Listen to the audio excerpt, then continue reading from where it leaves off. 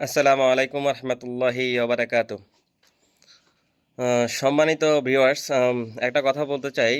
আজকে একটা প্রতিবেদনে দেখলাম যে ঘন্টায় 26টা ডিভোর্স হইতেছে আর 28টা বিয়ে হইতেছে। তো এ থেকে আমাদের নেক্সট প্রজন্ম যেটা বলতেছিলাম যে ডিভোর্স বিয়ে, ডিভোর্স বিয়ে, বিয়ে ডিভোর্স, বিয়ে ডিভোর্স, থেকে নেক্সট প্রজন্ম বিয়ে করবে না।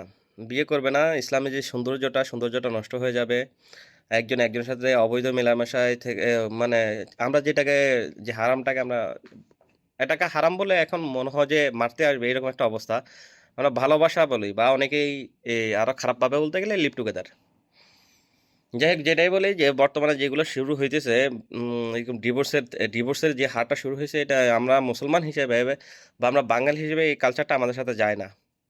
তো সেক্ষেত্রে আমাদের কিছু করণীয় আছে। এটা যেটা হয়ে গেছে এটা তো কিছু করার না, যেন সামনের দিকে না হয়। সেক্ষেত্রে আমাদের কিছু করণীয় আছে। করণীয়টা হচ্ছে গিয়ে, আপনি মেয়ে দেখার ব্যাপারে বা ছেলে দেখার ব্যাপারে কিছু উম, বিষয় যদি লক্ষ্য করবেন, সেটা হচ্ছে গিয়ে মেয়েদের কাছে ছেলেদের উভয় ক্ষেত্রে বলতেছি আমি। ভেঙে ভেঙে বলার সময়টা কম, যাই এটা শর্ট ফরম্যাটে শর্টভাবে কথা বলে ফেলি। উম, মেয়ে ছেলের বেলা দেখতে হবে তার ফ্যামিলি কেমন, বা ফ্যামিলিতে তার কর্তৃত্ব কে দেয়। সর্বপ্রথম দেখবেন যে ওর ফ্যামিলি কেমন, ফ্যামিলিতে কর্তৃত্ব কে। যদি একটা ফ্যামিলিতে কর্তৃত্ব মেয়ের হাতে হয় বা মহিলাদের হাতে হয়, আপনি যত সম্ভব চেষ্টা করবেন ওইখানে না যেতে। কারণ মহিলাদের নেতৃত্বে, মহিলাদের যে মস্তক, ওইটা কখন আল্লাহর কাছেও নত হতে চায় না অনেক সময়। সেহেতু আপনি তো মানুষ, আপনার কাছে তো হবেই না। মহিলারা ভেঙে যাবে কিন্তু মচকাবে না, তাদের নীতি এটা। আর সেক্ষেত্রে আমরা অনেকেই আম, একটু আলাদা বলে যে মা নাই বাপ নাই, থাক এতে মেয়ে বিয়ে করে ফেলি, বা বা মা বাপ এই বাপ আছে মা নাই, মা আছে বাপ নাই, এরকম আমরা অনেকেই বলি। কিন্তু এটার দিকে যাবেন না, এটার দিকে নেওয়া গিয়ে আমি সবাইকে বলবো না। আগে মেয়ে কেমন, মেয়েকে বিয়ে করার আগে মেয়ের সাথে মেয়ের আশেপাশে খোঁজ নেন। কারণ আপনারা 20-30 দিন, যখন আপনি 20-22 বছর, 25 বছর, 30 বছর অপেক্ষা করতে পারছেন, আপনি 10 দিন অপেক্ষা করতে পারবেন। 10 দিন অপেক্ষা, যদি আপনার মনে হয় ওই মেয়েটাকে আপনি বিয়ে করবেন, ও ছেলেটাকে আপনি বিয়ে করবেন, ওর ব্যাপারে 10-12 দিন আগে খোঁজ খবর নেন। এবং ক্লোজ ক্লোজ লোকদের সাথে খোঁজ খবর নেন। কারণ অনেক সময় মাও জানে না তার সন্তান কেমন, কিন্তু বান্ধবী জানে তার সন্তান কেমন। কারণ ফেরাউন খারাপ হয়, ফেরাউনরা আমরা খারাপ বলি, কিন্তু ফেরাউন খারাপ হয়েছে তার বন্ধুর কারণে। ফেরাউন প্রথমে খারাপ ছিল না। তাই কিছু কিছু বন্ধু আছে, কিছু কিছু বান্ধবী আছে, যাদের কারণে ওই ভালোটাও নষ্ট হয়ে যায়। সেটা পরের বিষয়। ওই বিষয়টা হচ্ছে গিয়ে যে বিয়ের ব্যাপারে আপনি মেয়ের ব্যাপারে খোঁজ খবর না নিয়ে তাকে বিয়ে করবেন না। দ্বিতীয়ত, মেয়ের দায়িত্ব কে পালন করে, মেয়ে দায়িত্ব পালন করে তার চরিত্র কেমন, আপনাকে সেটাও খেয়াল করতে হবে। ছেলে হোক বা মেয়ে হোক, সেটাও খেয়াল করতে হবে ইনশাল্লাহ।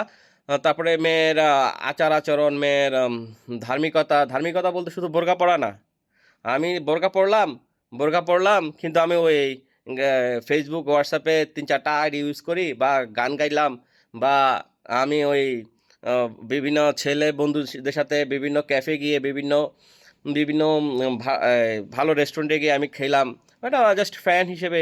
এইসব মেয়েদেরকে আপনি, যে মেয়েদের স্বামী ছাড়া অন্য কারোর সাথে যে কোথাও যাওয়ার অভ্যাস থাকে, সে বিশেষ করে ভালো স্ত্রী বা ভালো মা হইতে পারে না। আর যদি আপনি ওই রকম মেয়ে যদি আপনার কপালে পড়ে যায়, তাহলে আপনার কপালটা ধ্বংস।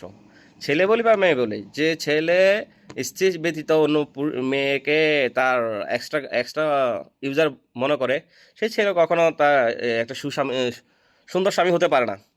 তো বিয়ে করার ক্ষেত্রে আপনাকে যথাযথ এইগুলো খেয়াল রাখতে হবে ইনশাআল্লাহ। এগুলো যদি খেয়াল রাখেন, আর নিজেকে স্বাধীন চেতা মনে করা, যে আমি, ছেলেরা পারলে আমি পারবো না, কিন্তু আল্লাহ তাআলা ছেলেদেরকে আর মেয়েদেরকে ডিফারেন্ট করে বানাইছে। আপনি কে যে ছেলের সাথে আর মেয়ের সাথে অ্যাডজাস্ট করবেন, এক করবেন? আপনি পারবেন না। আর যদি ওই রকম মন মানসিকতার মেয়ে থাকে, ওদের থেকে এড়িয়ে চলবেন ইনশাআল্লাহ। বিয়ে আশা করি ইনশাআল্লাহ বিয়েটা কবর পর্যন্ত যাবে।